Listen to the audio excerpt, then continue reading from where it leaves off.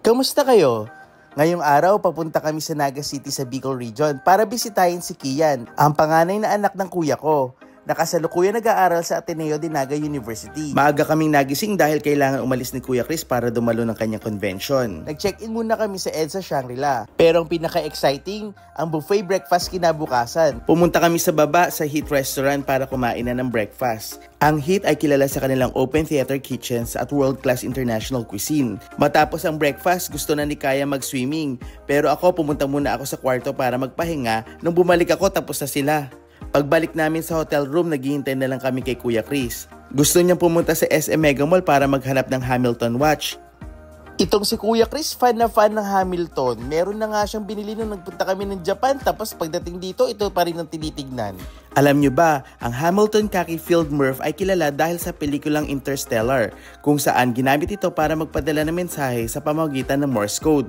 Pagkatapos namin mag-window shopping, dumiretso na kami sa isang ramen bar at doon kami kumain ng dinner. Napakabilis ng oras, kami aalis na ng hotel. Kumpleto kami, si Kuya Chris, Ate Joyce, pamangkin ko si Jandel at si Kaya. Ang biyaheng papuntang Naga City ay tinatayang 13 hours. Si Kuya Chris ang unang magmamaneho mula Ortigas hanggang Candelaria, Quezon. Halos 3 hours din yun. Pagkatapos magpapahinga siya at ako naman ang papalit sa kanya. Ang unang stopover namin ay McDonald's. Nag-breakfast kami about 6 a.m. Medyo mabagal nga ang biyahe dahil sa traffic at roadworks kaya't maraming one-way lanes. Ang pangalawang stopover namin doon na sa bandang dulo ng Quezon. Dumating kami sa Naga City mga 4 p.m. na yon. Doon nagiintay si Kian, yung panganay na anak ni Kuya Chris, para sunduin siya at sasama daw siya papuntang Sorsogon. Doon kami magstay sa bahay ni Ate Tin, ang best friend ni Ate Joyce nung sila ay nasa med school. Nakakatuwa nga yung bunsong anak ni Ate Tin, nagsulat pa ng welcome sa isang papel. Naghandog sila ng masarap na dinner at syempre dahil nasa Bicol kami, pinagluto na rin kami ni Ate Tin ng masarap na Bicol Express. Matapos kumain, tumugtog si Jandel sa piano. Kinabukasan, ipinakita sa amin ni Ate Tim at ni Kuya Maynard ang kanilang farm lot sa likod. Napakalaki nito kaya't kailangan naming umakyat pa ng burol para makita ang kabuuan. Pagdating mo sa tuktok, sulit ang pagod kasi kitang-kita mo ang ganda ng paligid. Kita din namin ang Mount Bulusan, isang aktibong bulkan na may 1,565 metro ang taas. Walang kapantayang pakiramdam nang marating ang tuktok ng isang burol. Habang bawat hakbang pataas ay may kasamang pawis at pagod. Lahat iyon ay sulit pagdating mo sa taas. Sa itaas, bubungad sa iyo ang napakagandang tanawin, malawak na kabundukan, lunti ang kalikasan, at ang malamig na simoy ng hangin. Tahimik, presko.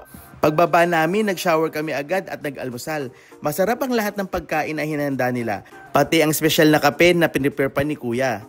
Kailangan namin mag-impake kaagad dahil may plano kaming bisitahin ng Mayon Volcano na malapit lang. Nag-drive ako mula Sorsogon hanggang sa Cagsawa Ruins. Mga isang oras din ang layo. Habang papalapit kami, nasisilayan na namin ang magandang tanawin ng Mayon Volcano. Sumubok kami ng ATV adventure sa Mayon Skydrive. Naranasan mo na bang sumakay ng ATV? Ibang klaseng adventure ito. Ramdam mo ang hangin, ang thrill at ang kakaibang saya habang binabaybay ang mga mababatong daan, putikan at matarek na burol. Sa bawat arangkada, mas lalo mong mararamdaman ang adrenaline rush. Perfect ito sa mga gusto makawala sa stress at subukan ng bagong exciting na outdoor activity. Hindi mo kailangan maging pro basta ready ka sa adventure. Ready na rin ang ATV para sa'yo. Kaya tara na, subukan mo na rin maranasan ang saya ng ATV ride. Ihanda ang sarili, humawak ng mahigpit at enjoy ang bawat segundo ng biyahe. Hanggang sa susunod na gala, follow for more.